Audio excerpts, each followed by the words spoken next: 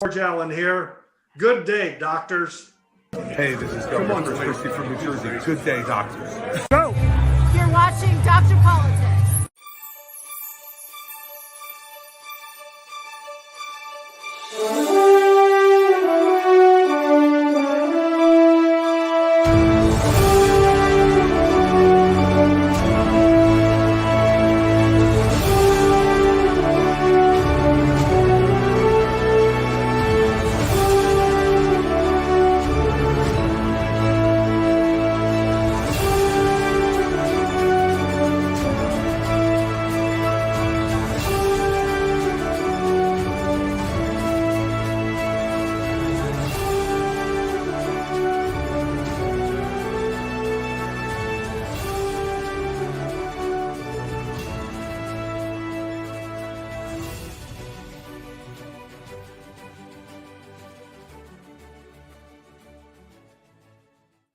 Hey, it's Friday, December 15th, 2023.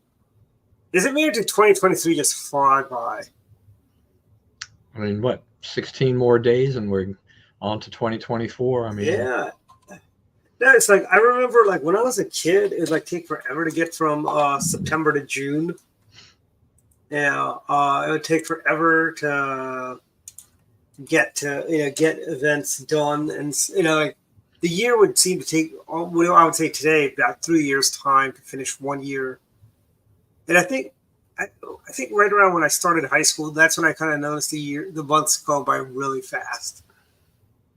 And then it just seems to get faster and faster and faster. Next thing you know. Yeah, I don't know how much attention I paid to that as a kid. I mean, I guess if you're involved in enough things, I mean, they do just kind of go by, you're really not calculating ahead of it. When you get a little older, you're more conscious of time and everything like that. But yeah. School, when you're in school, I don't care what age, that just seems like that takes forever. Yes. And it's one of those things where it's like a long time getting from here to there, and now you're here to there in like warp speed almost, But it is what it is. I mean, it's been a busy week also.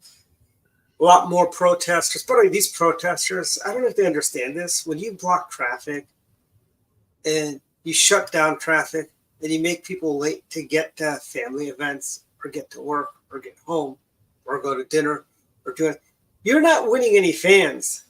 You're not getting any fans. You have all these pro-Hamas protesters around telling people you have people around, they're blocking. I mean, it happened in LA. It happened just recently in DC yesterday. They shut down, I wouldn't say New York Avenue. And it's one of those things like, what are these guys thinking, and I think it's funny that the vice president seems to think that we need to have tell the Israelis not to attack civilians in Gaza. That's an interesting way to look at it. But, why doesn't she say, well, hey, Hamas, why don't you stop killing innocent Israelis and let the hostages go? Shouldn't that be her tagline? Not, oh, hey, Israel, why don't you let up on be surgical and not kill civilians? It's just weird, and that kind of ties into these Ivy League dopes, as Mark Levin would say. Who seem to think anti-Semitism is just okay on college campuses. Yeah, no, I mean that's right. I mean with our VP, but even with administration in general, mm-hmm. I mean, here we have that situation with the hostages. I mean, Hamas, is using them. That's their leverage, right? That is to try to get more. They're going to give back innocent civilians that they captured, while they force Israel to give up terrorists that Israel has in their system. It's it's not a fair trade in terms of what happens when you release a terrorist back. he's still he or she is still a terrorist. Yep. You know, they don't just turn around and turn their lives around. So you know they're putting people out there back there that could come back to attack Israel again, other people. You know, that's unconscionable. So why are we not holding Hamas's feet more to the fire? But it's all this liberal leftist nonsense, right? I mean, we've got to, you know, Hamas has painted this picture of all these innocent civilians being killed in Gaza. We don't really know the truth because it's just their health ministry and others, you know, reporting it. And you know, how many of these people have been used? You know, they use these people as shields, as a way to protect themselves. So it's just a horrific situation as far as I'm concerned in terms of how this has been going on. In these universities, like my nephew went to University of Pennsylvania, right? He got a little fundraising piece. It's funny, just the day they were testifying, he got a fundraising letter from the University of Pennsylvania. You know, and he basically, you know, sent a little note prior to that to the Alumni Association. I am not giving any money to the University of Pennsylvania until they do something about their support about anti-Semitism on college campuses. You know, at the University of Pennsylvania. And he got a little stern letter from one of the alumni board people saying, "How dare you tell people not to give money to us?" And he basically told them, "Go pound sand," basically. You know. Well, yeah, after those presidents testified in front of Congress, I mean, you know, we got to give Elise Stefanik a lot of credit for what she did, right, and how she just held their feet to the fire, and you know, put a lot of pressure on them.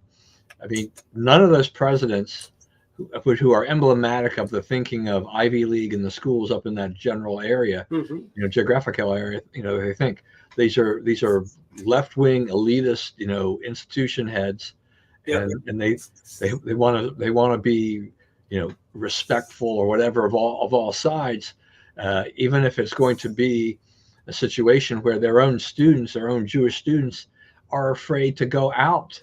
I mean, that's ridiculous. I mean, you know, I hate using the word safe spaces, but why isn't the campus ought to be, you know, especially in an elite school where you're paying $50,000 or more a year, why is that not a safe place to be? But, you know, thanks to left-wing media propaganda, thanks to, you know, that everybody swallows this Kool-Aid and you get the situation. You know, the UPenn president, I mean, you know, Liz McGill, she had, there was no path for her to stay, I think, in the end. Well, actually, she's still at the university. She's just been removed as right. She's not going to be the president. She's still going to be around, but at least she's out of the top position. She ought to be gone. You know, yes, in total. Now, I didn't look to follow up. Maybe you did, as to whether that was enough for the donors that had threatened to pull big bucks out of there or not. Yeah, I mean, I don't think if I were a big donor, I know my nephew, who's Jewish and went to Penn, says that's not enough. She needs to go she needs to go away and not be associated with the University of Pennsylvania anymore. But I don't know, the elite donor class may be just fine with, you know, a slap on the wrist. Basically, this is a slap on the wrist, you know. And I keep thinking of the first episode of the new Frasier. They had where he's talking about where he has this friend who's a professor at Harvard, and every time he says, you know, Frasier goes, "Don't you teach these kids?" He goes, "I've got tenure." Every time he says something, got tenure, you know, and that's pretty much what it is. Yeah, have you watched all those episodes? It's pretty. I just watched the first one. I watched the first one, which is hilarious. Where his friend's like, "Tenure." You know, I really should get to know these kids. It does. You know, that show makes you wonder because of that friend of his, right? The guy is never basically not teaching class. Yeah. You know, he just likes to drink and do other things. He doesn't want to teach. And whether or not that is, you know, Kelsey Grammer having any influence on just trying to give a little bit of a picture of, you know, what happens on college campuses is that you have, you know, the tenure system, you know, makes these people fat and happy. They just have to, you know, they throw out a few papers or whatever, but, you know, being a good teacher and teaching the students is not part of that mantra. They don't really have to do those things, right? I think Frasier is the higher education what Abbott Elementary School is for secondary education, frankly. Where you got the principal who's not even qualified to be a principal. She's running the school as her kingdom, and she sells stuff out of the principal's office and stuff like that. I mean, it's pretty, typical. And it's like stuff we used to joke about, but I mean, it really is like that. It is happening. Yeah. So yeah, I mean, I wasn't sure, with Frasier, it's like, am I gonna like this? It's like I love It's not bad. It's not bad. But I watched all the episodes. It's only like 7, 8, 9 episodes or whatever it is. Oh. So it's not, and then they're done. They're not going to return until next year, I guess. But I thought it was pretty well done. A lot of the characters are good. I mean, they're and I mean, Kelsey Grammer as Frasier. I mean, it's just he's funny. He's good at the role. And it'd be funny if they need to do an episode where he goes back to Cheers. Yeah, but I mean, they did have Roz come back to him and everything like that, so that was fun. That was neat. So yeah, no, I mean, maybe someday somebody will do a reboot of Cheers and they can do some crossover or some weird thing like that. I mean, if he's relocated to Boston, it's not being in Seattle anymore, right? Yeah, well, he's right in the backyard of the bar. Why not go to the Cheers bar or something like that? Mm-hmm. That would be funny. That would really. Yeah, I forget who played Cliff Clayton. He's also a Republican. The mailman, he's also a Republican on the show. Ted Danson's not a Republican. He's like a crazy liberal. I remember years ago he did a thing about saving the Chesapeake Bay. He did a couple of PSA spots in Maryland about the Bay. Yeah, I'm pretty sure his wife is pretty liberal too. Yeah. But people forget that Ted Danson dressed up in blackface at a Hollywood party when he was dating Whoopi Goldberg. And everybody kind of sweeps that under the rug. Why would you date Whoopi Goldberg? Yeah, I know. To begin with. I think it's, and the cancel culture, they're going after Lawrence of Arabia now. What? And there was some actor in there that was in classic Lawrence of Arabia? Yeah, because the actor in there was in brownface. And I'm like, honestly, wasn't that black and white, the movie? So it's like, can you really tell if it's brownface or just dirt on the face or whatever?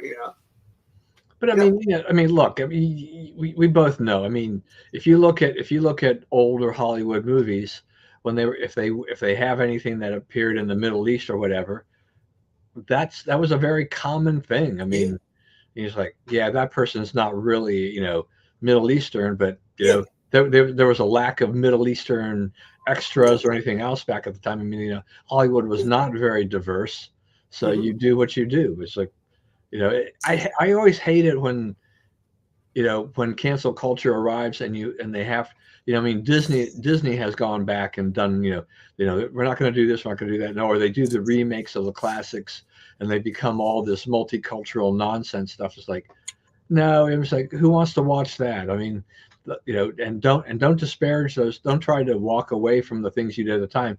Evaluate the films and everything you did for the time period they appeared in.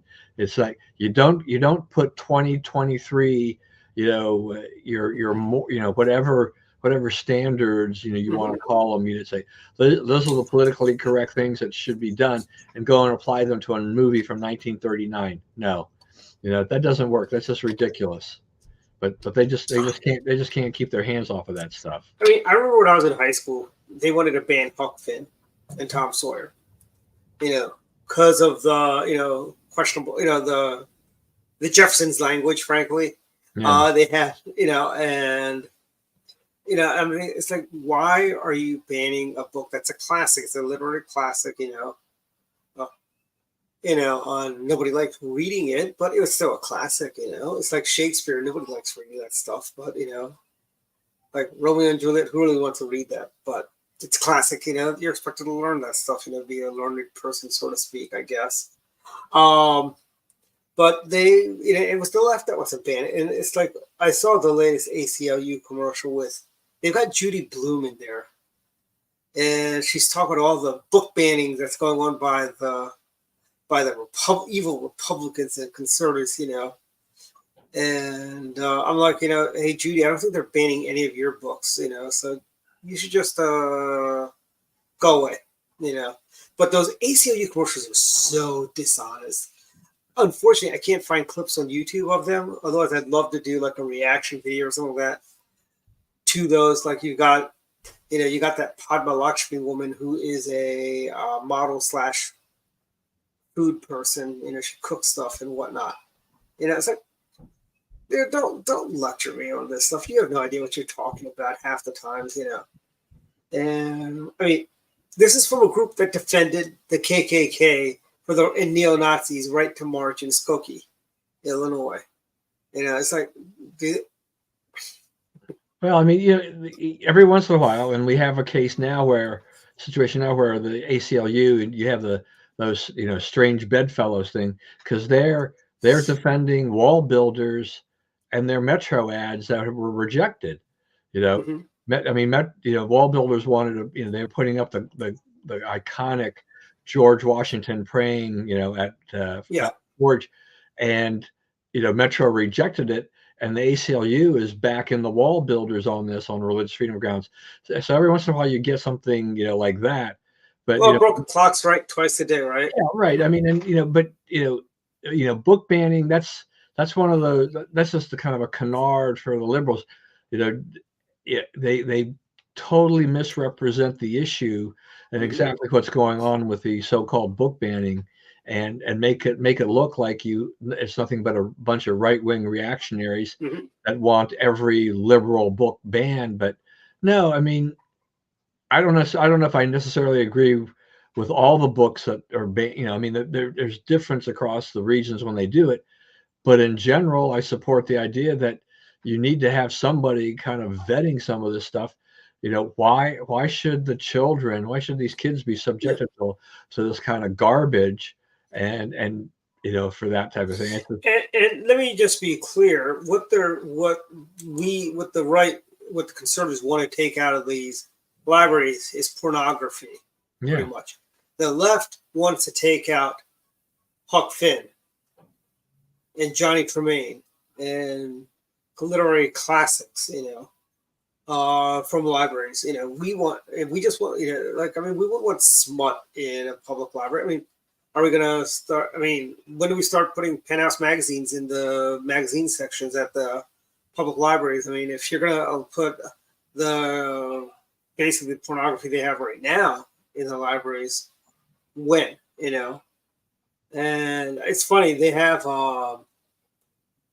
transvestite story hours. So I called them up once because Susan Allen, the former First Lady of Virginia, has a children's book called The Remarkable Ronald Reagan. And I actually called up in Montgomery County Public Libraries and I go, hey, my friend is an author. She's written a children's book. Can she come and read to the kids? And they go, oh, we're booked up all the way in through May of 2024. Michael, can we be in? We can be on June. We'll do it in June. How's that? And then she goes, okay, sure. I go, her name is Susan Allen. The book is The Remarkable Ronald Reagan. And they're like, oh, wait, I didn't see it. We have somebody for June. I go, July, they go, we don't book that far in advance. So I go, so I'll call you in January so we can book it for July or August or September at that point, And I'll be very interested to see if that ever comes to pass. It's not going to happen. I'm not going to hold my breath that they're going to let Susan Allen or any conservative read a book. I mean, remember what's his name? The guy that wrote Capital Mouse. Peter Barnes. Was that his book, The Capital Mouse, or something like that? A mouse that lived in the Capitol building or something like that? I don't know. Sounds Peter familiar. Barnes he's had a couple of children's books. Peter Barnes has written over the years. I mean, I think he's still local, or did he move out of the area? He used to be local. Yeah, he'd be somebody we could probably get to do it, but they probably wouldn't let Peter Barnes read a book either. They don't want. They're basically, they basically want to, and they want to cancel things. I think they've successfully canceled Gone with the Wind, which is a horrible movie, frankly. I never liked it. I didn't see why everybody thought it was such a classic, They want to. I think Uncle Remus has been canceled by Disney. And I believe. I mean, there's a ton of movies. Somebody told me the Steve McQueen classic, The Getaway. They want to ban that. I'm like, what's possibly offensive about that other than the gratuitous violence? You know. So I was looking up. So Peter Barnes, House Mouse, Senate Mouse. Yeah, House Mouse. Yeah, that's the one. Yeah. Okay. And but it's like, you know. By the way, funny story. A few weeks ago, The Getaway was on one of those sub channels. It's not a cable channel. It's like, you know, it's the movie channel, which I think is sub of the ABC affiliate here. And I always thought the movie ended when they were in the when they were in the dumpster. But evidently, there's another hour after that. I've always thought the movie ends when they hide in the trash cans they're dumped out in somewhere in the rural areas, you know. And evidently, there's more to the movie. I never knew there was more to the movie than that. Yeah, I don't. You're more the expert on that than I am. That's for sure. I mean, yeah, it's like, you know, and I just don't have the patience to sit there and watch a 3-hour-long movie. So I like record it and zip through the boring parts and get, you know. And I still haven't even finished the movie. I left off the movie with like in some hotel in Mexico, and they shot their way out and they're on a bus going somewhere, and there was still another 25 minutes left in the movie at that point. Yeah, I don't know. I think I begin to wonder if my attention span either got a little shorter with age or shorter just after the pandemic or something. I don't know. Just really long things. I'm like, I don't know if I'm going to watch this in one sitting anymore, even just streaming. And I have virtually no desire to go and sit in a movie theater for most movies at 2.5+ hours. Yeah, and there's nothing really good. I mean, I hear the new Marvel movie, The Marvels, was an utter failure of a movie. Yeah, I mean that tanked. I mean that what was the new Disney movie that tanked? You know, the Pixar thing or whatever it was. Was that the one about the birds flying to Jamaica or something like that, and they end up in New York? These ducks are flying. Remember. Yeah, but the movie. It just didn't do as well as they thought it would, and it just added to their woes of late. Yeah. Well, you begin to wonder whether or not some of this stuff, you know, hasn't really affected them on that. Yeah, it's funny. They just don't seem to get it, frankly, that people aren't seeing their movies. You know, maybe Disney will get the message, you know, because their bottom line is verdict, frankly. You know, there's people I know, neighbors in Florida who have because if you're a Florida resident, you get a season pass or a yearly pass or something like that to Disney. And I know a lot of people that canceled their season pass because they don't want to put money in corporation Disney, frankly. But it's, you know, Disney is seriously overrated, you know. And I think it's time, you know, and these guys, they are a business, so I think they will at some point go the other way and start making good movies again.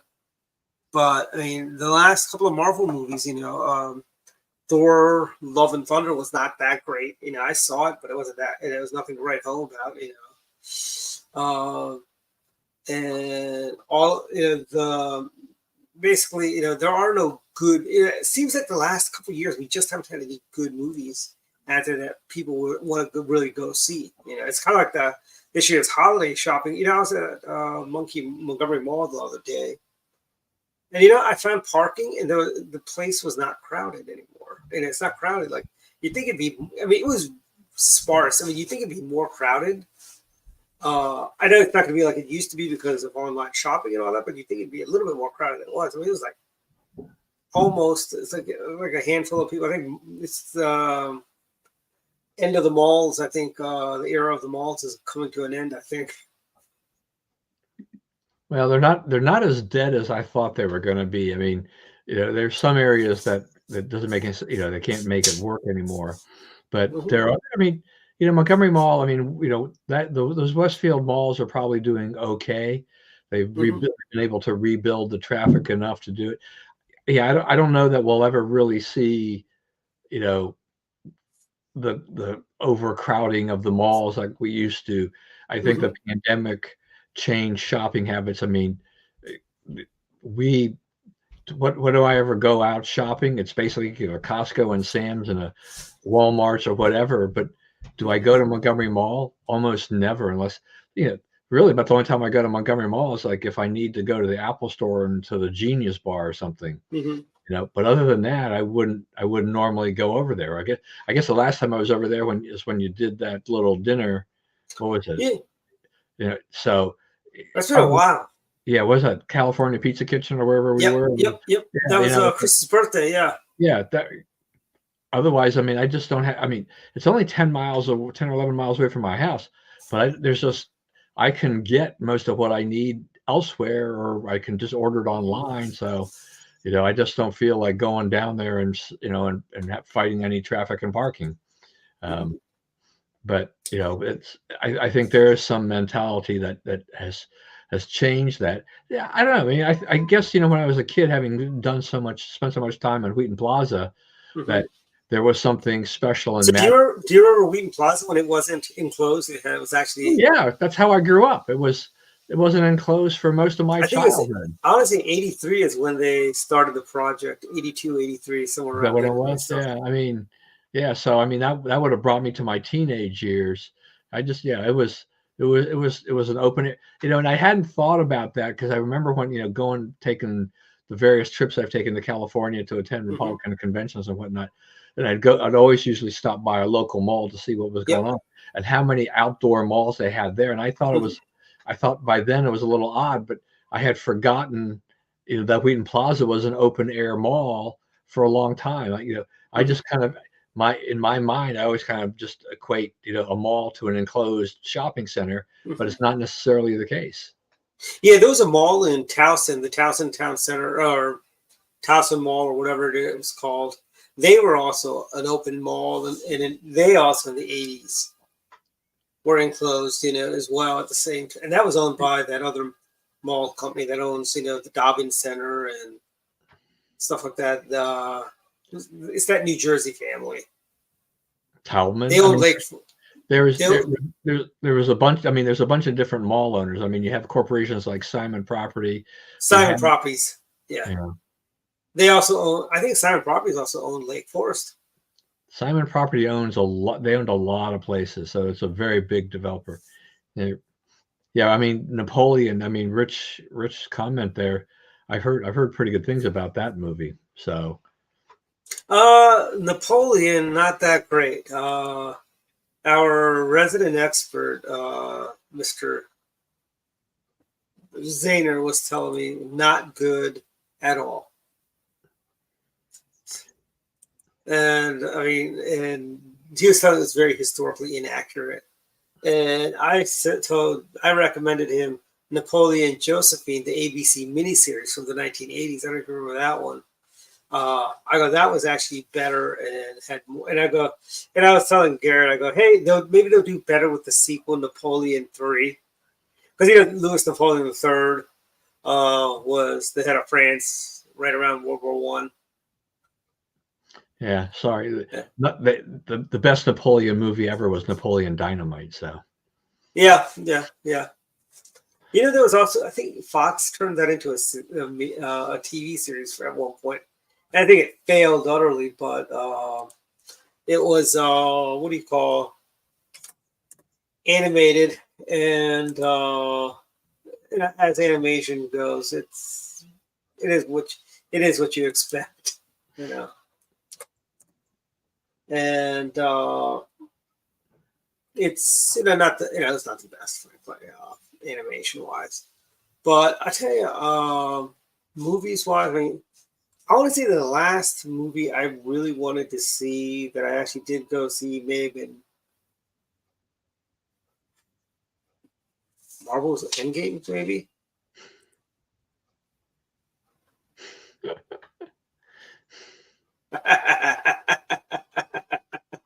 maybe so. Yes. Garrett. I would, but I think, just for a general support thing, I mean, I guess I would be inclined. I didn't do it this first go around, but they're releasing another movie called The Shift, which is from Angel Studios, is where you've got this conservative kind of Mhm. Christian studio releasing films, and they you got to give them credit that by using a fundraising model of having people buy tickets and paying it forward, so you can actually get free tickets, and if you like it, you can put in money and it'll pay for tickets for others. They found a way there, and um, I think the Shift movie's got that actor. What was it?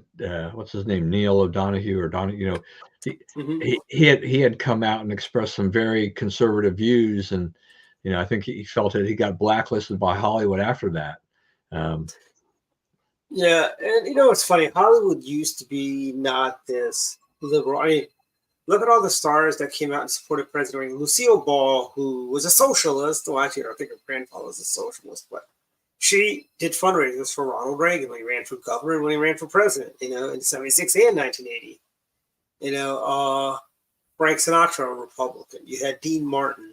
Sammy Davis Jr. I mean, and now it's like they're very Hollywood has really become very, and I don't think they get the fact that they're actually losing an audience share.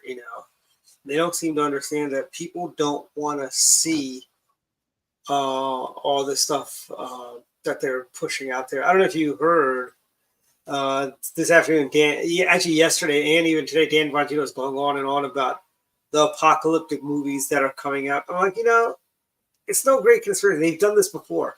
They've had movies like this all the time. Planet of the Apes, Soylent Green, all those movies. What were those? They were very apocalyptic. They were all about how socialism is what saves the day and stuff like that. These movies have been around since the beginning of time. And end of time movies are always. I mean, what was that movie? Was it Asteroid or was it? They had two movies where an asteroid was going to hit. One was Asteroid, and I forgot what the name of the other one was. Uh, but I mean, those are apocalyptic movies. Of an asteroid hitting the Earth and stuff like that. Uh, and it's just that I don't think that there. And as I was saying, thinking back, maybe the last movie I really wanted to go see, and I actually did go see, and then was very disappointed, was probably one of the Star Wars movies, frankly. The last episode where Kylo Ren turns, and I'm like, this is just this first three movies redone all over again. It's exactly the same. You had, instead of ice planet, you had a desert planet. Instead of having, and the first one was the first movie. You had the girl, with, by the way, without any force training, was a Jedi Master before she even met Master Yoda. You know, um, and it's yeah. Yeah, I don't know. Did you ever watch the last Indiana Jones movie, the new one? The Crystal Skull one. Those. Dial of Destiny that came out this summer. No, I did not. So, Was it good?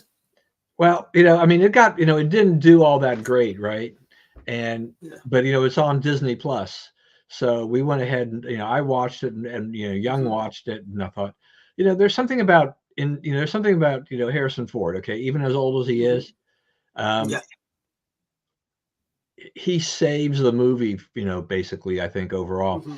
But it has some action. I thought, it's okay. It's not the greatest Indiana Jones movie, but I Hmm. guess considering how many years it's been since the last one, it's all right. I Yeah. mean, And a the little, last one wasn't that great either. I mean, a little reunion with, with, they had some of the people from the last, movies. And so, Hmm. you can tie the things together. And, Hmm. I was okay with it. I mean, and stuff like that. I mean, Disney, I mean, I think, they, I think they've run the Marvel, comic universe dry. I Yeah. mean, they've basically, done everything they can and really kind of stretched it. And I think, the They Marvel, have destroyed Marvel.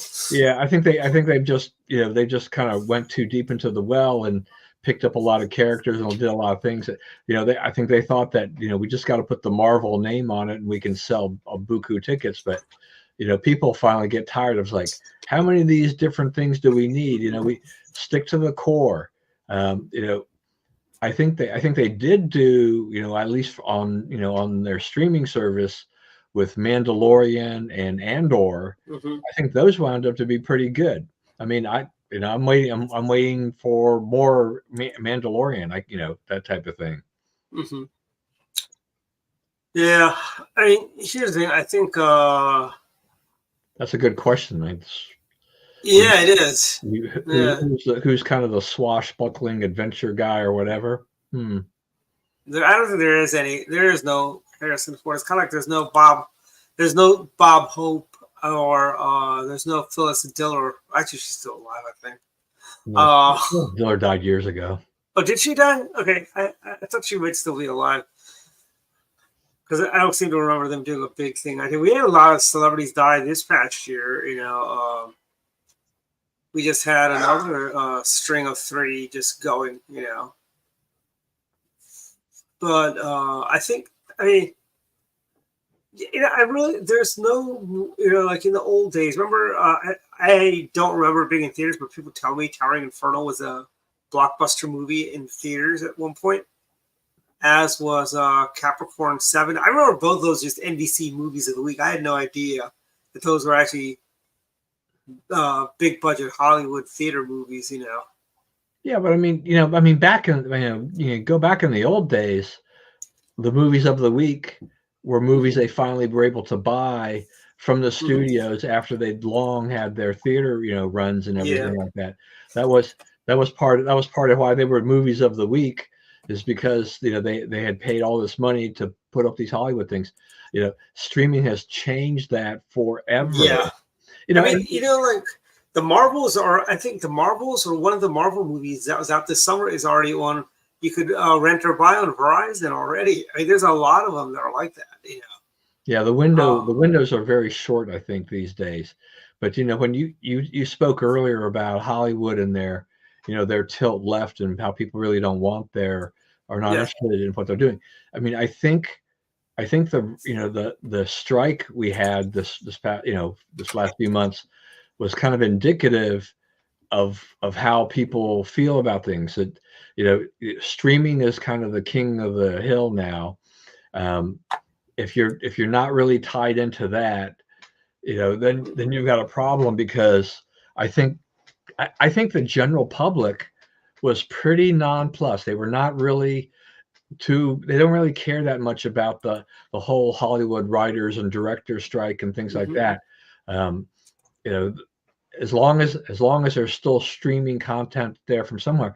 One of the things about it too is that by going on strike and basically having this vacuum of there's nothing to air, it allows the Netflixes of the world to just pump up more foreign content, because the foreign stuff is not part of the strike, right? I watch more foreign based stuff than American based stuff when I'm watching streaming. It's kind of the place to be. They, in general, they do a lot better job with a lot of things. And if I'm watching streaming for, say, Peacock or Paramount Plus or whatever, okay, so some of the shows I watched on there may not be available now because that strike basically kind of screwed up the schedule, so we may not see anything for a couple more months. Do I really miss it all that much? I did and that Hollywood has got a real, this is going to be a problem for them, because we're somewhat attuned, at least with the major shows, for people. I don't have cable, I don't have regular TV, but September was always the new season for television, right? You'd start sometime in September and you roll through, November, and then part of December was really just gear up for Christmas, and then come back in January, February with a bunch of new shows, and by May. That was kind of the pattern for a long time. But what happens is that when you don't have any fresh shows, those viewers are going elsewhere. Can you bring them back? Yeah.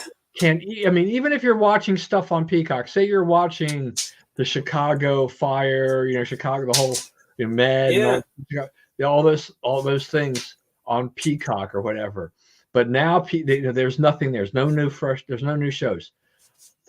Are you going to watch something else on Peacock to bide your time waiting for the new shows to come, or do you jump to Netflix or Amazon Prime and maybe not return? You know what I don't like? With these streaming. In the old days, the streaming service you could see before you sign up, right, of what's on there. Now you got to join before you can find out what shows are on Netflix. I finally found a show that I think I am never going to be able to kind of binge watch the whole thing because it's been on for 25 years, and that's Law and Order SVU. Their 25th season starts with a 3-hour premiere. I'm like that. I cannot believe how good the show is, and I've never watched that till recently. Yeah, no, I'll go along with you on that. It's like I never watched any of the Law and Order series of any of the spin-offs or anything like this. Yeah. But I had Peacock, and I'm like, oh, okay, I'll go ahead and start watching it. But I didn't go back really. I caught maybe the previous season to lead in, because they shows have been around a long time.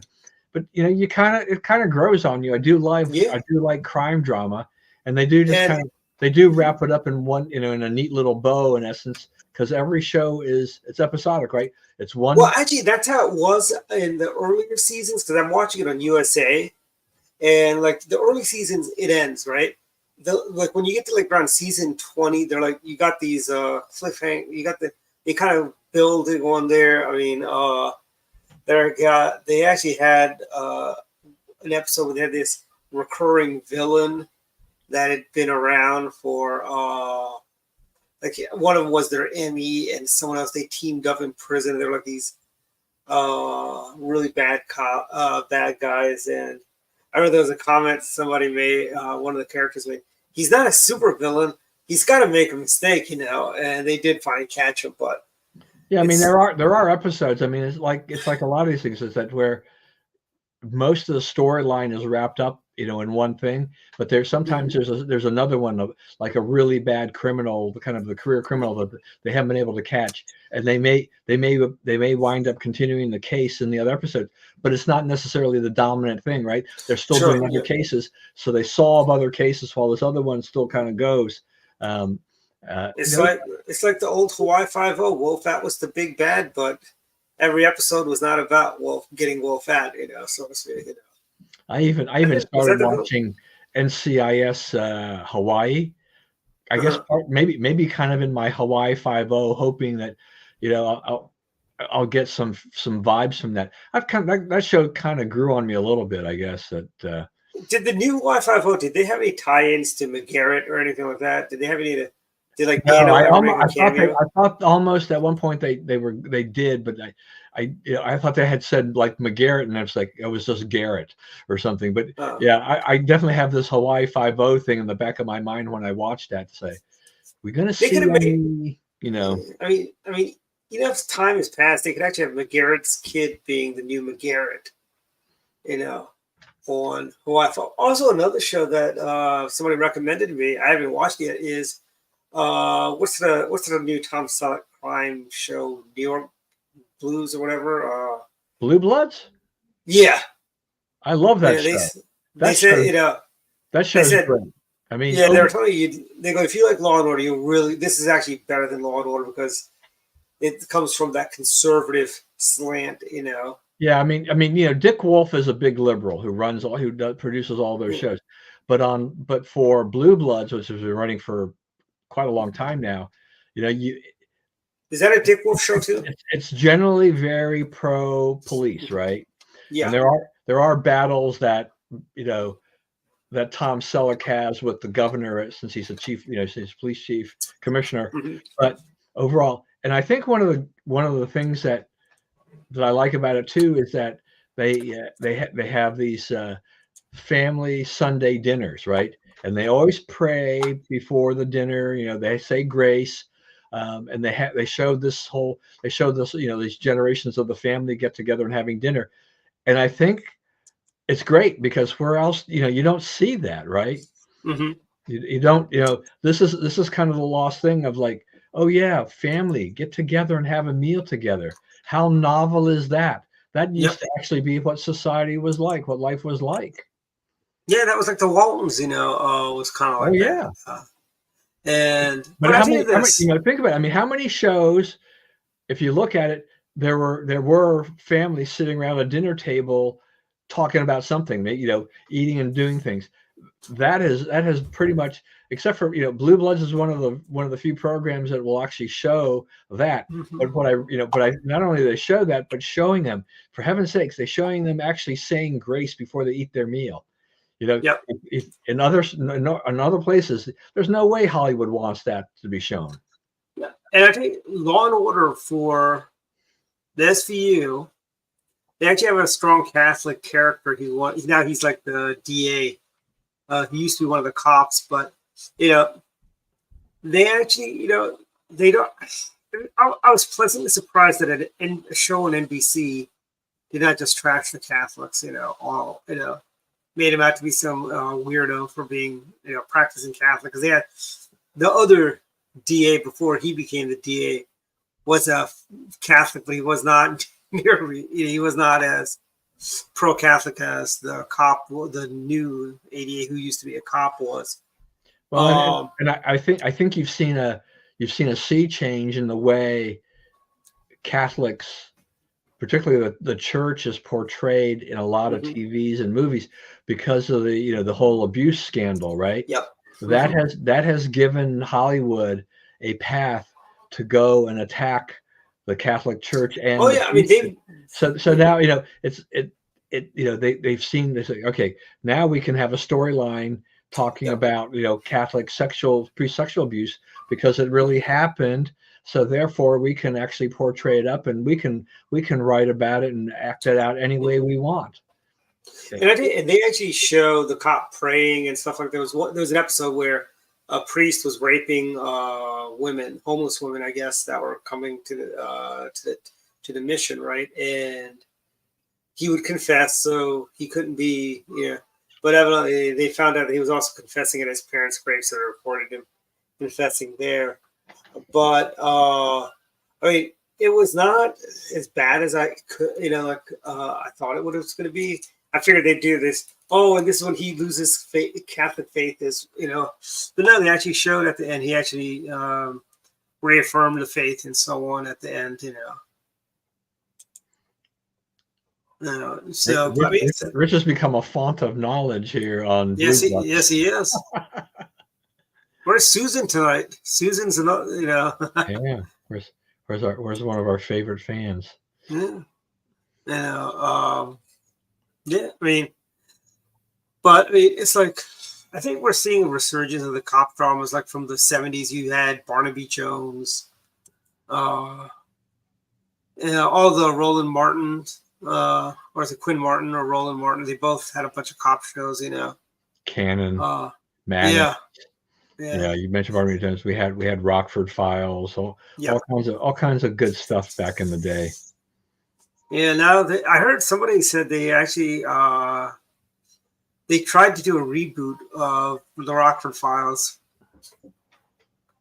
I want to say they did on the UPN. They did have the new Rockford Files. It didn't last that long, but it was on the UPN network. Yeah, I mean, not everything works, right? I mean, I think the reboot of Magnum has been good for CBS. Is it still on? As far as I know, I mean, I know you can watch episodes and streaming it, but it's hard, because of the writer's strike. I'm not sure who's actually producing a show still. Is Hawaii 5-0 still around, or has that been? No, they ended their run. Oh. They didn't have any of the original villains. They didn't have like a Wolfat type character, did they? Yeah, but they still had Yakuza type of people on the island and stuff. So okay, they had them in the Green Arrow too, but Yeah, just it's one of those things. I mean, some shows you can remake. I mean, NCIS is interesting to me because it has had so many different spin-offs Mhm. of things like that. It's And like it's CBS's answer to Law and Order. Like look at all you have Law and Order, then you have SVU, you got Law and Order, like Chicago PD and 911 or whatever, the firefighter show. They're all in that same universe. They had Law and Order California, Los Angeles, and that they had what do you call Law and Order? I mean, Law and Order Down Under and stuff like that. It's and now they got Law and Order Organized Crime. I think they got a new one coming. Is Law and Order Hate Crimes Unit. well, I mean, Dick Wolf is a master of producing all these shows. I mean, I think he was behind the new FBI series and some of those other things that have appeared on CBS as well. So, somewhat formulaic in a sense, but very successful. I think, you set up a model and you put your right draw. He's doing something right. The fact that any show has been on only show that's been on longer than Law and Order SVU or the original Law and Order is The Simpsons. Yeah. And The Simpsons are an animated, and they're still on the air. I think they'll be on for another 10, 15 years, frankly. It's such a good show. And I can say the same thing about Law and Order. I think SVU they rotate the cast enough, I think, so you can actually have maybe 30 years of Law and Order or so. Yeah, well, I mean NCIS has been on for what, probably a couple decades by now, 20. Yeah.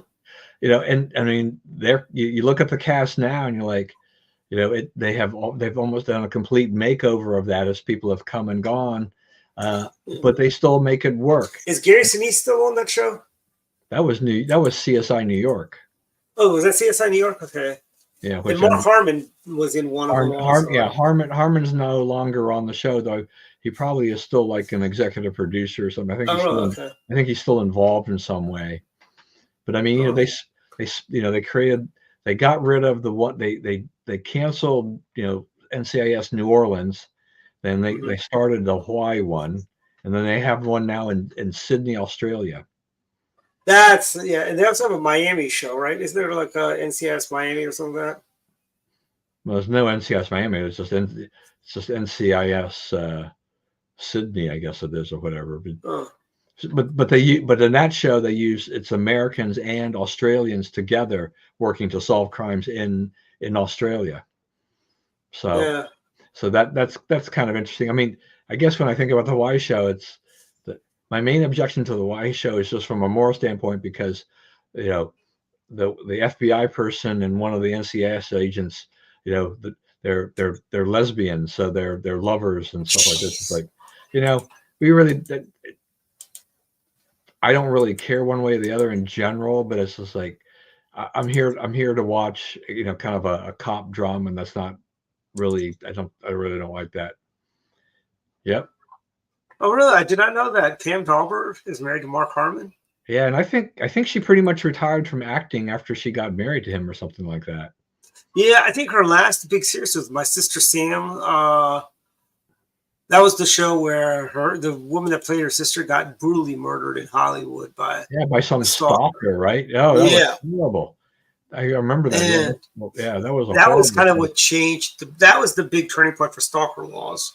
Yeah. But yeah, Pam Dauber, and it's funny. A lot of these older actors are actually. I've noticed a lot of them come out of the closet for Donald Trump. Like Christy Alley. I never would have guessed she was a Republican.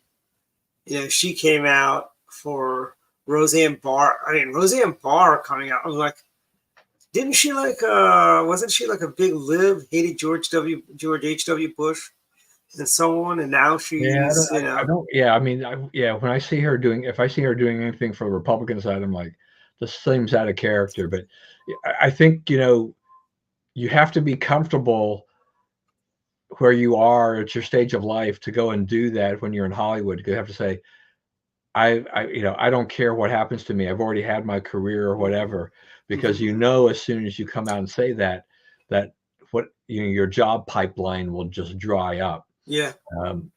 Seller can, a guy like Clint Eastwood, or there are a handful of people that can still get work, Mhm. even if they espouse some Republican viewpoints and things like that, or conservative viewpoints.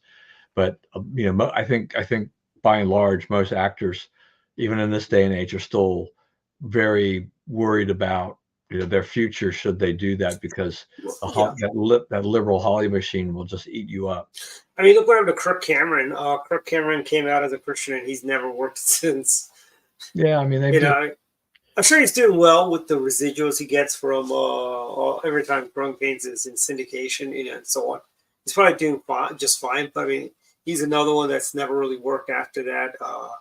I remember when Fred Grandy was on WMAO, he used to talk about there was a underground Hollywood where Republicans in Hollywood secretly meet together. Everything. Dirk Benedict was one of the members who was, and I was kind of surprised to hear that he was a Republican.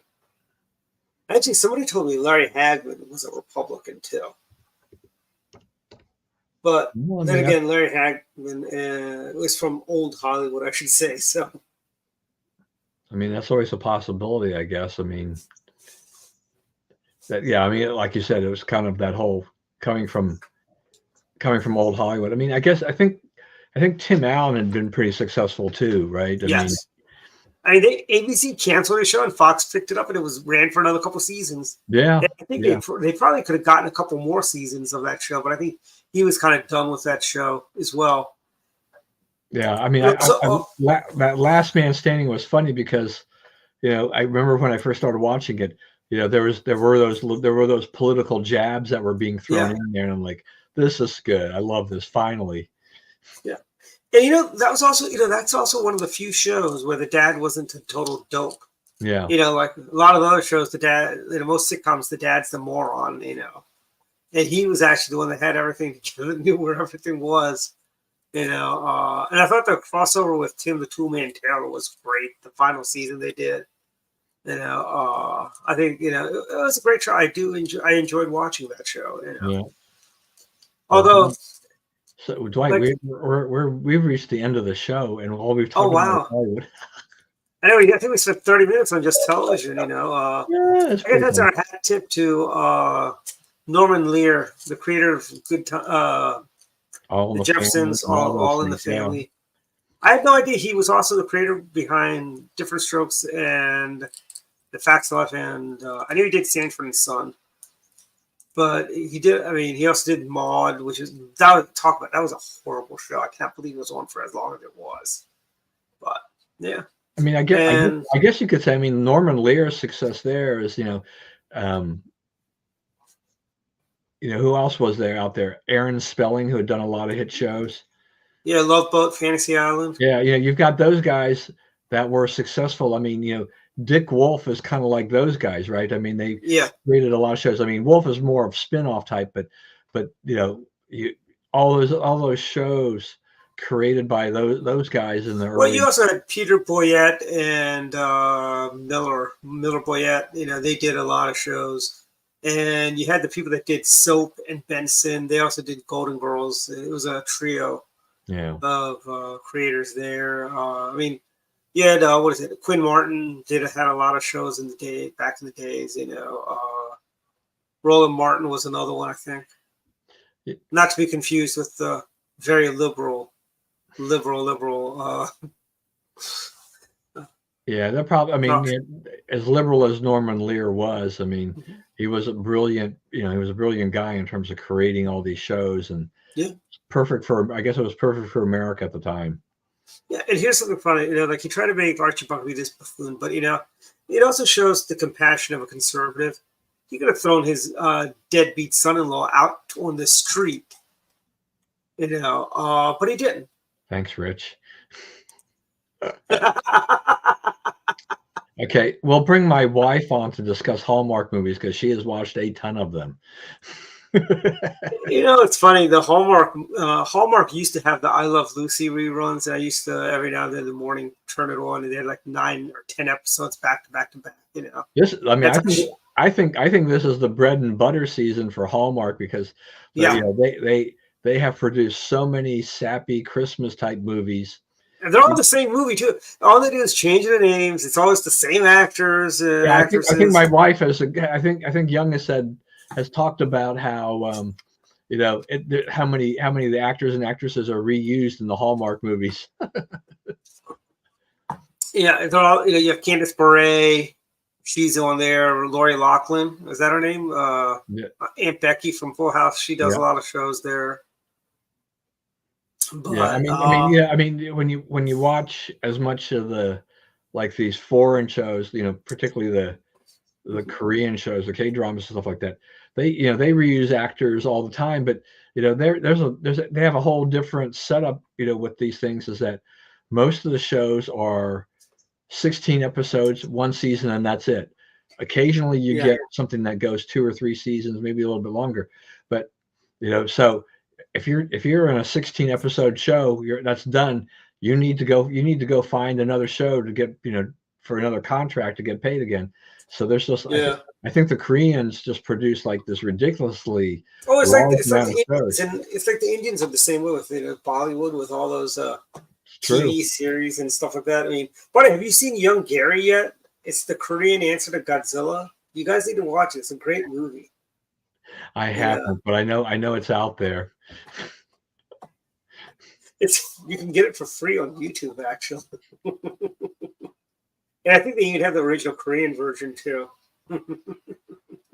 I did try. I had watched a few episodes of the you know the Squid Game, the reality show, and that was kind of funny to watch how they basically were creating Squid Game type of shows and having these people, you know, in a contest, you know, to reach the big pot. I think it's every time. Was it every time somebody gets eliminated? I don't know. What was it? $5,000 or $10,000 gets added to the pot or whatever. So it's so you can just the more people that get eliminated, you know, the more money there is. But and I think that drives them to be further, you know, more ruthless, you know, with that. There's only so much teaming up they can do before they have to be every man for himself. See, I don't like reality television, frankly. I really don't. I think it's horrible. You know, I cannot believe Survivor and Big Brother are still on the air. You know, I haven't watched it because I guess I should go to Paramount Plus and do that. But the you know, what was it? Oh, it's the Amazing Race. I could watch that show. It's because I think the host, you know, they do a good job there, and these people are all from all over the world and doing everything. So, you know, they travel throughout. But you know, there's a lot of these things. Sometimes it's like, okay, it's been going. You know, they've had 23 seasons, or you know, and how many of these can you really watch before you say, I think that was fun while it lasted, but I think I'm done with it. Yeah, that's true. You know, it's like, you know, I used to what do you call? I mean, I never really watched the television, like you know, but I wouldn't mind seeing a rerun every now and then. But now I've seen it. I don't want to ever watch it again because I've already, you know, it's like I don't really, I mean, want to see anything again over and over again. By the way, When Calls the Heart, is that a Hallmark movie, Rich? Or is that like a Korean drama? But it's you know, it's you know, so but we're at final thoughts actually. We're in extra innings, so to speak. But real quick, I think who's Richard Peach? I have no idea. Rich, why don't you tell us who is that? You need to explain this. I don't know what this is. We're going to be on until you tell us about it, Rich. Just letting you know. But we can do final thoughts until he comes Yes, back we can. comment. Yeah, you go, Don, first. Okay, so we didn't cover really any news. Well, actually, we talked about the Ivy Leaguers, and Yeah, well, I guess we did. I guess yes. Okay. and we talked about Israel. Yeah, and we did have a news tease before we went into yes, Hollywood. Um, yes. anyway, so I mean, there's so many things that went on. Just I don't even know what to pick sometimes. I mean, Hunter Biden, and federal indictment Oh, on that was a stunt.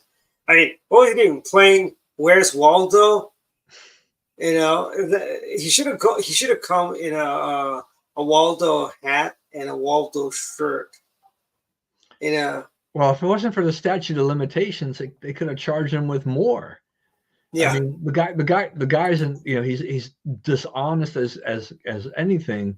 It's just, I don't know. I mean, it's just that he's going to continue to be, kind of that albatross around Joe Biden's neck. I mean, Joe Biden's going to face a rough reelection here in 2024. Oh yeah. But Hunter is definitely a huge distraction, and we would be better served, if we could just get more Hunter news than Trump trial news. I'm so sick and tired of that, all that stuff.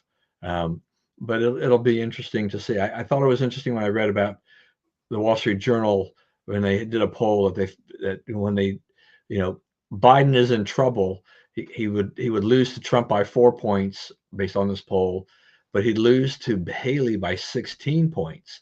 She has picked up a tremendous amount of momentum. She's on fire right now. Yeah. She's just got the Governor Sununu endorsed her, big endorsement there. Yeah, and she got the AFP endorsement, which is, I'm not sure how influential that'll be, except that, the Koch network they'll pour money into it, which could help in a lot of ways. So, more, it gives them more. She has, for her, she has to win South Carolina. Donald Trump cannot win South Carolina. Right. She has to have a home state. But she can, she can come in second, and I think she might even win New Hampshire, actually. And I think that's what Sununu is counting on, right? That she would win New Hampshire and reset the table. We'll get a little bit of feeling out of the Iowa caucus in January. We're still early. We still got 11 months to go, before election day. But I think if she loses, let's say if Trump kind of wins by say 10 percentage points in Iowa and in New Hampshire, I think it's over for her at that point. Iowa to me is kind of just this interesting test pool. I mean, we don't have as many candidates as we did, a couple of months ago. But it'll be, I mean, I think Iowa, I mean, while it's somewhat critical for Haley, it's extremely critical for DeSantis to stay alive. Yes, absolutely. The guy is, fading, and I mean, it could wind up being a Trump-Haley fight for the nomination. I still give the edge to Trump, but Haley could be kind of that dark horse candidate. Mm-hmm. I think what holds me up in my mind is that,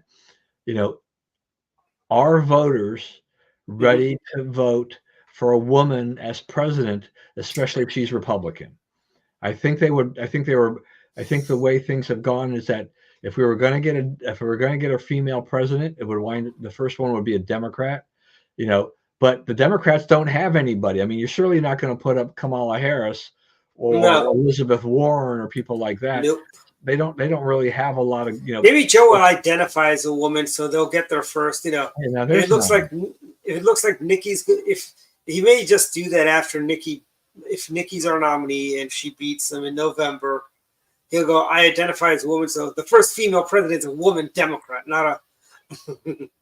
Yeah, and I mean, if Haley somehow manages to get the nomination, I could support that. I mean, she's not the greatest thing in the world. It's anybody but Biden at this. But she has more than held her own on the debates, which I think is good. I mean, she stays kind of in her lane, and she doesn't do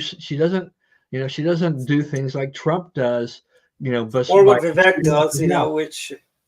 But I still like Trump for how how his policies were, worked when he was in office, Mm-hmm. and how he kind of reshaped foreign policy, for which Joe Biden has completely unraveled that. Mm-hmm. But I think, Haley's got a decent enough experience now that, she's definitely a viable candidate for this. And so I would I would hope that she stays.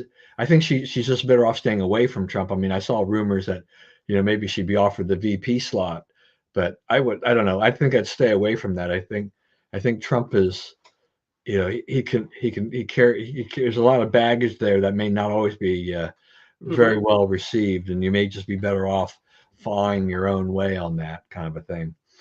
Just a couple other things.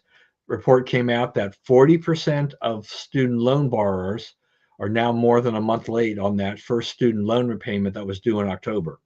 What did they do with the money? What did they do with the money for all the months that it was not being? They Why didn't spent they it. just? They paid down their They, credit card debt, and then they spent it on other stuff to fuel the economy. what they should have done is put that money in a savings account and basically use that money and just pay up a huge chunk of their loan. Yeah, well, I mean, look, you've got one thing is that, it was a deferment, right? They didn't cancel the loans. They couldn't cancel the loans. Mm-hmm. Biden's been trying to cancel loans. He's been doing it in bits and blobs by stretching. I mean, he did actually cancel 134 million of those student loans. Yeah, I mean, right. I mean, they've been doing it piecemeal because it's the only way they can get it. They can get that done. But I'm sure that student loan borrowers thought that Biden would actually be able to cancel loans, so they figured they could go and spend the money. People who were smart saved the money so that they could go ahead and make those payments and pay down their debt. So, and the part of the problem here with the way the Biden administration set up the repayment is that even if you don't repay it, you won't be reported to the credit agencies, credit bureaus for defaulting until next September, basically a year. So you can be, there's no incentive to pay this on time because you're not going to be dinged on your credit record. So, and you know what I think's going to happen is if they manage to still somehow cancel a significant portion of student loans, what's next is going to be credit card debt. That's the next thing after this. They're going to say, "Oh, credit card debt," or they may even go after the car industry saying, "Oh, interest rates are so high, people can never possibly afford to pay off a car," because they're saying, "Oh, actually, car dealerships are in trouble right now. Their banks aren't underwriting as many loans for cars as they used to. I mean, they used to underwrite anybody for a car loan." Yeah, I mean, I think repossessions defaults are up. Part of it, I mean, it's like if you're having to pay 7, 8, 9% all interest or more on your loans, that's hard. I mean, look, my son Steven bought a used Tesla just recently. He kind of did the math, and they're getting solar at his house and all of these types of things. And so he figured, based on his driving, it was going to pay off for him to do so, and get rid of his gas-powered car. But it's not. When he thought, he applied for a loan with Navy Federal, and I think they had quoted him that in the 7% range, and then when they came back with the official rate, it was over 9. So he was cobbling together the money to put it together. So the bank of mom and dad are helping him finance at a lower interest rate for the portion we're financing for, and he plans to repay it quickly once his wife graduates and gets a nursing job, because that'll pay good money. So that I'm fine with that. But this if my son, who's got a very good credit history, is being told that he's going to have to pay 9% on a car loan, what about all the people who don't have, who are at the 600, 700 level of credit? What are they paying? I mean, how do you pay that off? With cars are so expensive. I mean, just a regular car is what, 30, 40, 50,000 dollars. Well, I looked at a Yukon just like mine. Would be a new one would be about 72 grand. Yeah. And And I being blessed, I'll probably just, if I do, I'm going to see if the car prices do drop sometime in the spring. If they don't, I'll just buy one and pay cash for it. Or if I can finance myself somehow, figure out a creative way of doing that, that might be an interesting way Well, of you doing mean, that as well. we may, if the Federal Reserve, Mhm. as somewhat predicted, starts cutting interest rates in March, right? If 2024 becomes the year of interest rate cuts, Mhm. then even the financing companies, for the ones that are definitely for the ones that still are owned by by the big three, Mhm. if they still have ties to those kind of in-house type of things, you may see some very cheap deals to get people to buy cars come back. Yeah. But at today's interest rates, it's they're not going to Mhm. do that. But if interest rates drop, you may start seeing some cheaper financing deals, which will help goose sales again. But part of the problem going to be with the cars is just the price of cars isn't going down. I mean, they just signed, they just agreed to those huge contracts with the auto workers, which are going to add hundreds, if not thousands of dollars to the price of an average car over Mhm. the life of over this contract. It's I like, mean, they're doing 6-year finance, 72 months. I mean, I've never heard of.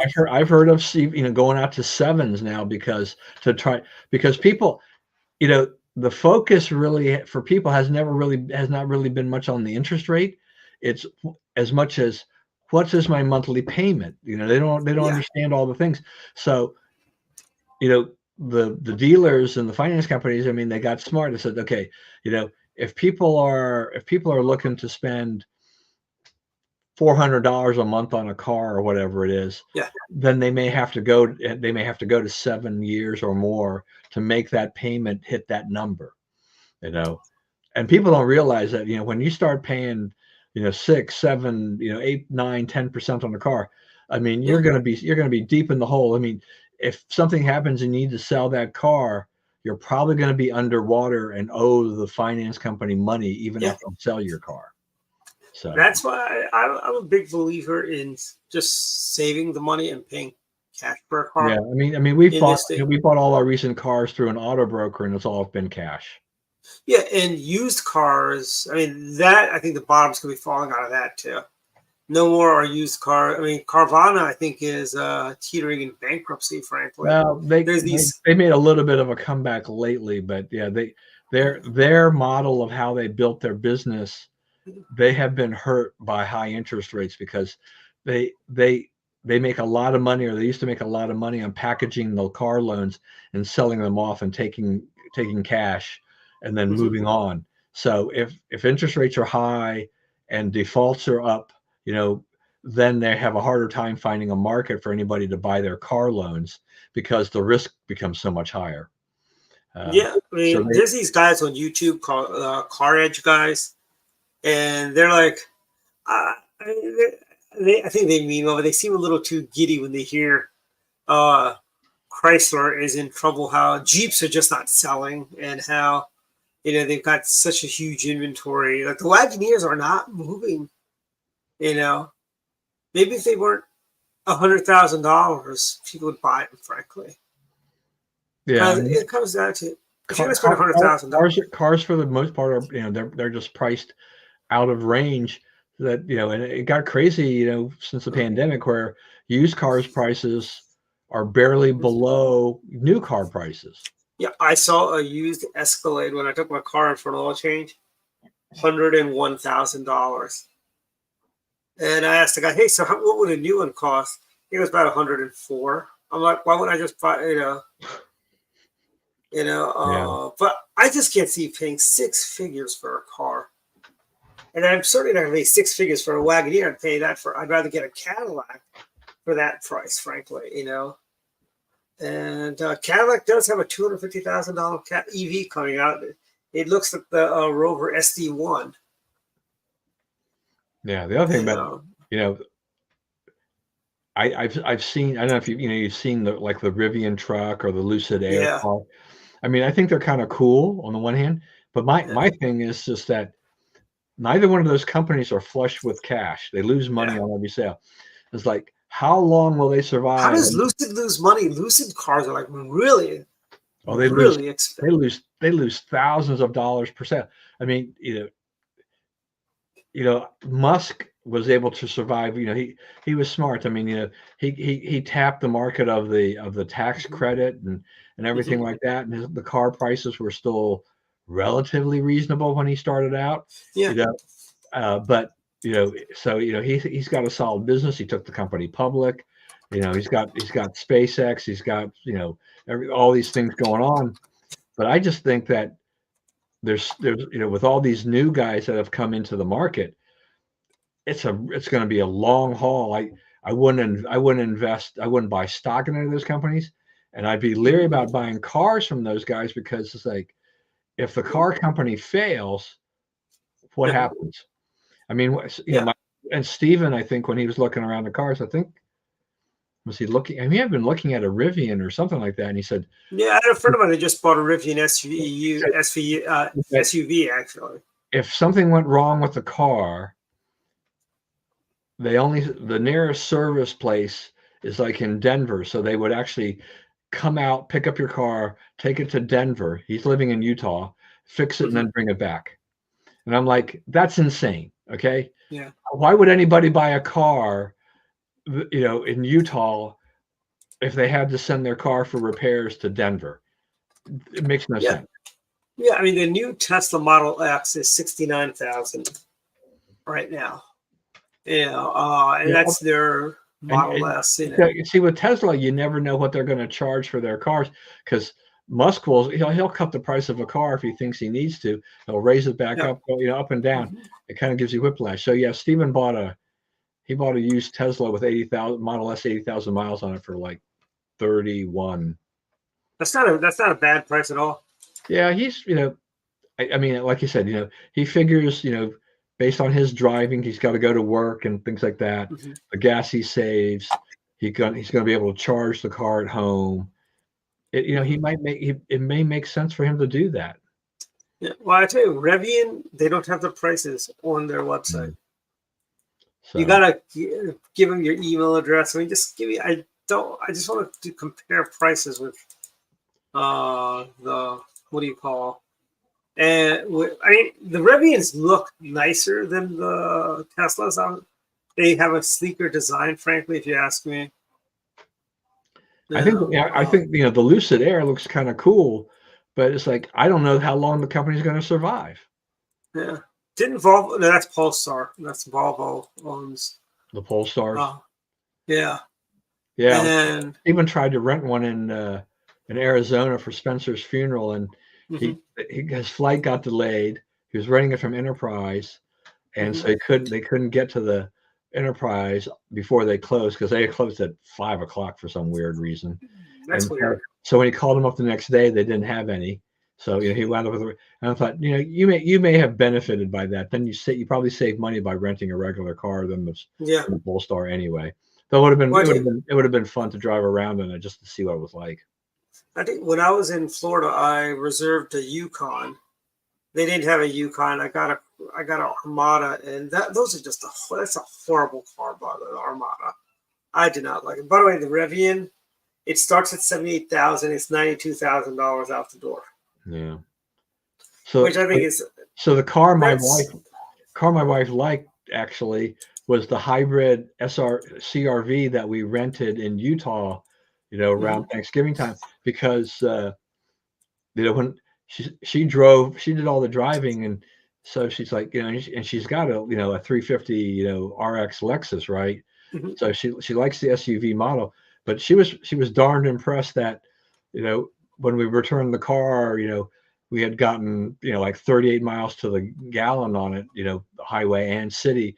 And we're like, that's good because we can barely ever get above 22 on her Lexus, but she's not driving a ton, so yeah, I mean, to me, if you're gonna hybrids, if you want to if you're Lincoln Electric, just go hybrid. It's actually hybrid makes the most sense if you ask me, frankly. I had a friend who just bought a hybrid minivan, and he seems to enjoy it, you know. And I mean, I'm just wondering why they're not like Ford does not have a Ford Explorer hybrid. They might next year, but I know right now you can. You know, why would you not have an Explorer hybrid? That's like you got the Fusion, but that's a hybrid, which I hear they're bringing back as a Taurus. Uh, but you've got a Mustang Mach-E that's all electric. Why is the I tell you, for Ford, if they had an Explorer that was either an EV or a 4xe, you know, plug-in hybrid, that would probably sell because a Ford Explorer is still reasonably affordable. It's about $40,000, nicely equipped range, you know. Mm-hmm. You know, unlike what do you call the EVs like Tesla and so on, which are like north of 55,000 a year. You know, Yeah. I mean the Toyota BZX or BZ6 is an affordable EV. You know, Kia is coming out with their an EV version of their Palisade, I think. EV9 is what they're calling it. I think it's the Palisade-based SUV. But, I mean, EVs, but a lot of manufacturers are cutting production of EVs. Ford, General Motors, you know. Well, nobody's buying them, basically, at this point. Chrysler does not even have any EVs at all, I don't think, you know. Yeah, and Volvo, I think Volvo had committed to being all electric, you know, in the future, so... I think that's why they bought Polestar. You know, they purchased Polestar, and I mean, my biggest criticism of the Polestar only has one cup holder.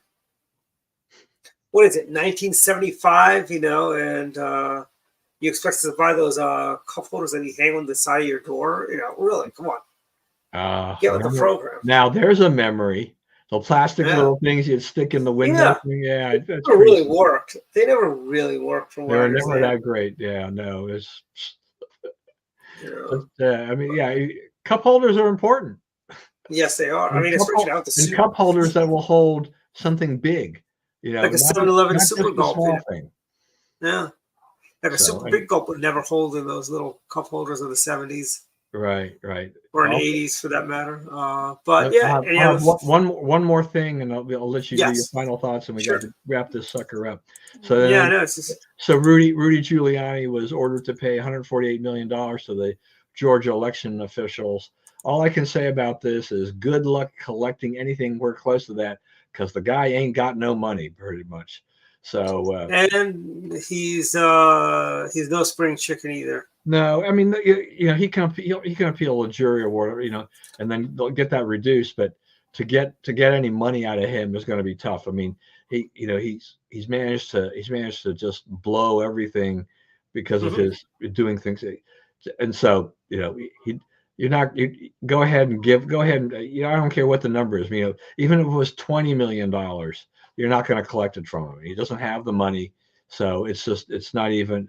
It's kind of a pyrrhic victory. Like, we proved our case supposedly that, you know, things like this, but you know, there's no real money in it because he just doesn't have it. So anyway, I'll leave it to you now, Dwight, to wrap it up. Yeah. I want to just talk really. The Montgomery County Republican we had a integrated Christmas party this past weekend. You know, unlike Mayor Wu, who has a white-free Christmas party. And I'm thinking, like, why is she not getting more?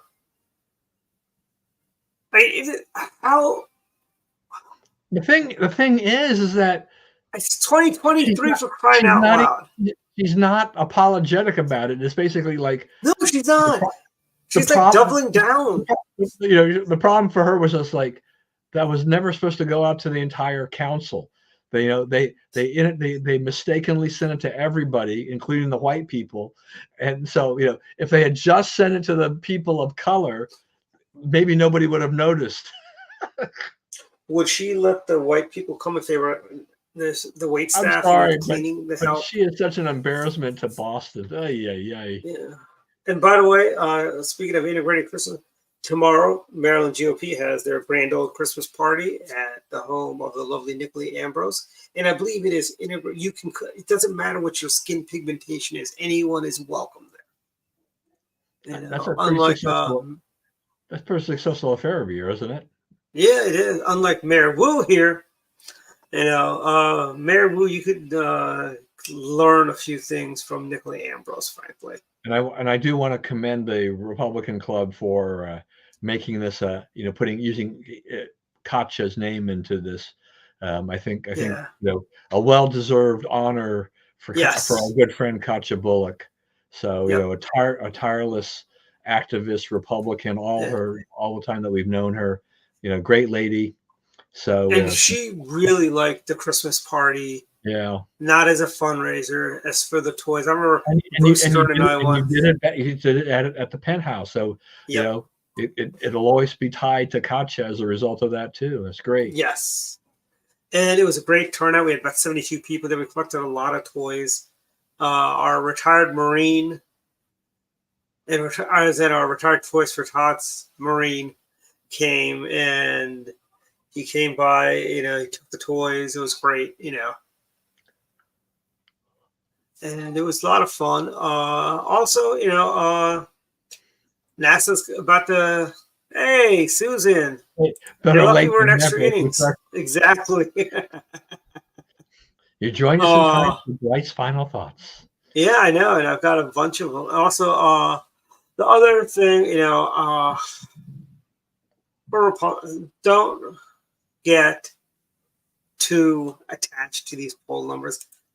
I still remember 2012 when Mitt Romney was supposed to run away with it and become president. And that was a hard loss, frankly. So don't take these polls with a grain of salt. Don't believe all the hype, as they'd say. Because remember, it's anybody but Biden this fall. And let's see what else. Year's winding down. We may or may not do a show next Friday. I don't know. Did you want to do a show next Friday, Don? I think I should be around. Okay. I think Dave's available, so it's up to you. We can kind of discuss that. Yeah, we'll decide next week. I think Jeff can actually do the show next week too, actually. Another final thought is, thoughts and prayers, God, for the 130 some hostages Hamas is still holding in Israel. Be nice if they could have all been home for Hanukkah, but you got to deal with butchers the way you deal with butchers, frankly. And it's BB, just keep doing what you're doing. You're doing a great job. Just send those guys to hell one at a time. That's fine. And other final thoughts on a happy. I want to wish all of our viewers. Actually, we'll be on next week, so we could do our Christmas greetings next Friday. Sounds good. So that's about it. Everyone, check out. Also, next year I've got a book. I finally finished the outline of a book where I've already got the articles and everything written. I just don't have them organized, but now I've got an outline. So probably around March, I'll have a book out on how to run for office. It's going to be like a textbook. So it'll be a lot of fun. So, and that was that. See you everyone next week. Good night. All right. Bye-bye. Bye.